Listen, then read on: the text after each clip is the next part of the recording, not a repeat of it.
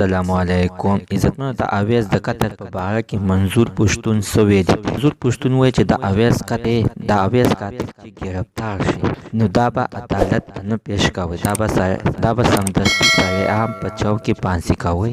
مینوالو نور څه ویلي دي زموږ د ویډیو د سره تر اخره پورې وګورئ، تاسو ته به پوره معلومات در ورسېږي. د دې معلومات نه مخکې زه تاسو ته دا یادګي نه کوم، تاسو که چېرې زموږ په دې چینل کې نوي وئ حتما دسه زموږ دا چینل د سره سبسکرایب کړئ، خوا کې او سره د ټلۍ نښان ووهئ. د هر یوه نوي معلوماتي ویډیو تاسو ته په اسانۍ باندې در ورسېږي. مینوالو، منظور پښتون وزیرستان د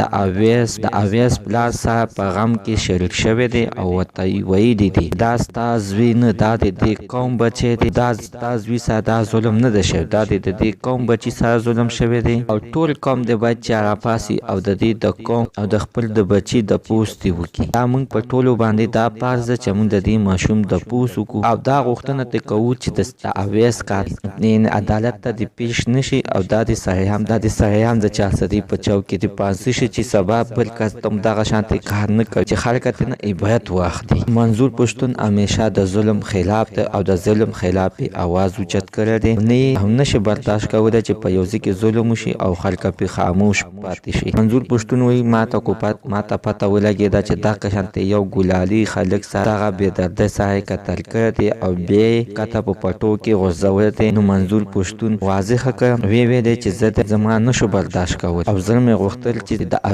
د اویس پلار سره میلاو شم، خو دا د پاکستان د حکومت نه عمده نه غواړم چې د اویس قاتل د ګرفتار کړ شي او د